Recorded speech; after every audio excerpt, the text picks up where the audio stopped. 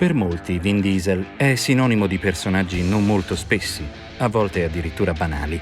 Invece parliamo di un attore dalle molte sfumature, appassionato di fantasy, capace di creare uno studio di produzione di videogame pur di far arrivare ai fan una storia più completa. Protagonista di film adrenalinici, ma anche di un lungometraggio d'esordio selezionato al prestigioso Sundance Festival.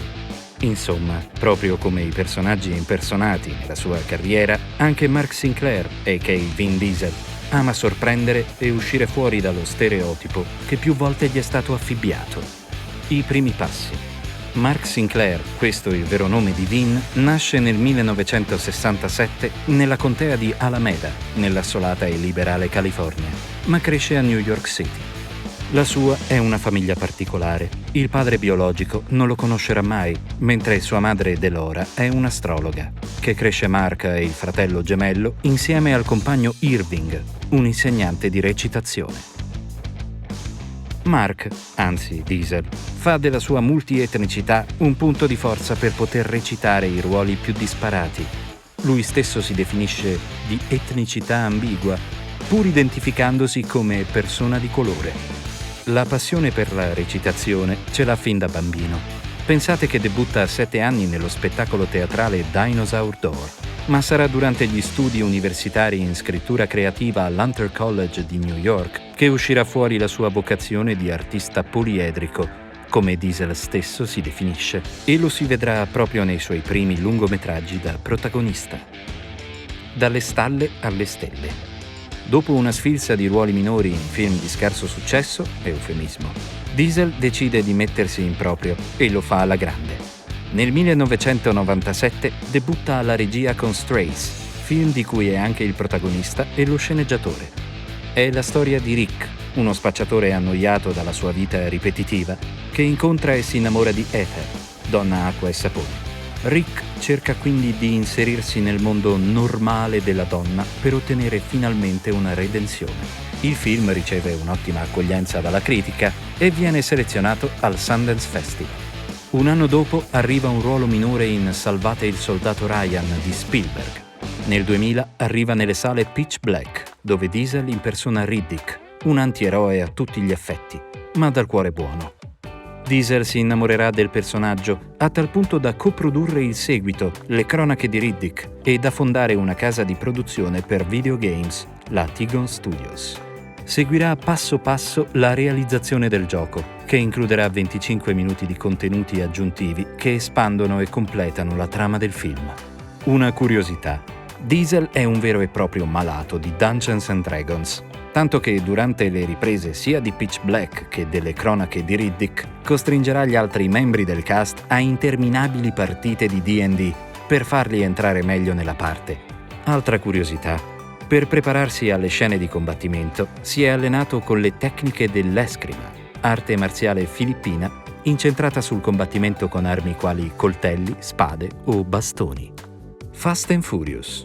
I 2 anni successivi sono quelli che lanceranno Diesel nell'Olimpo delle star di Hollywood con il ruolo di duro dal cuore buono. Forse avrete già indovinato i film che contribuiscono all'ascesa di Diesel.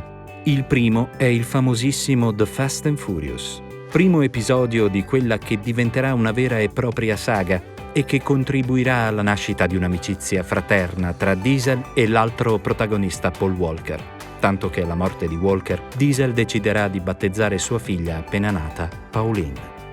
Nel film Diesel è Dominic Toretto, appassionato di motori fin da ragazzo. Inizia a lavorare nell'officina del padre, ma assiste alla sua tragica morte in una gara a causa della scorrettezza di uno dei piloti. Diesel si scaglia contro il pilota e a causa dell'aggressione viene rinchiuso in riformatorio. Una volta uscito, entra nel giro delle corse clandestine, di giorno gestisce un'officina e di notte gareggia e organizza furti d'auto. Toretto è a suo modo religioso ed estremamente protettivo con la sorella Mia, ovvero un altro perfetto antieroe, il ruolo che ormai è diventata una seconda pelle per Diesel. Un anno dopo, nel 2002, esce XXX, film adrenalinico dove Diesel è Xander Cage, appassionato di sport estremi, che viene reclutato dall'FBI, d'altronde l'unica alternativa era la prigione. Xander si troverà a dover sventare il piano di Anarchia 99, gruppo terroristico russo in possesso di un ordigno chimico. Il rifiuto dei sequel è Io sono Groot. Diesel, lasciando tutti di stucco, rifiuta di prendere parte tanto al sequel di Fast and Furious quanto a quello di XXX. Vi ricordate quando vi ho detto che era un fissato di D&D e di fantasy? Bene, la fissa non gli passa nonostante la celebrità. Vuole continuare la saga di Riddick e per questo si butterà anima e corpo nella produzione delle Cronache di Riddick. Fiasco al botteghino, ma ulteriore step nella maturazione artistica di Diesel, che ritiene Riddick il personaggio più interessante da lui interpretato. Un'altra curiosità: Diesel è l'attore in carne e ossa dietro Groot, in entrambi i film sui Guardiani della Galassia. Come dimenticare il mugugno dell'albero parlante dell'improvvisato e improbabile team di eroi? Diesel si è sempre definito un attore poliedrico, a partire dal suo primo lungometraggio autoprodotto, Multifacial. E infatti nel 2020 si è messo a fare musica per conto suo. Il suo primo singolo, Feel Like I Do, uscirà tra non molto. Diesel l'antieroe. Il modo migliore per inquadrare Vin Diesel è proprio ascoltando quello che ha da dirci sul suo personaggio preferito, Riddick. È un antieroe, l'antieroe per eccellenza. Si sa quanto io ami gli antieroi. A Riddick ci vogliono 45 minuti per capire la parola eroismo e altrettanto per qualsiasi altro personaggio per capire che Riddick può essere eroico. È una figata. È reale. La crescita spirituale del personaggio ti coinvolge. È il tipo che adotta l'indifferenza come stile di vita e a cui non importa cosa gli altri pensino di lui. Vuole essere lasciato da solo. È quel tipo di persona che pensa che qualsiasi cosa accada nell'universo non ha niente a che vedere e la cosa non gli importa. Decisamente una figata.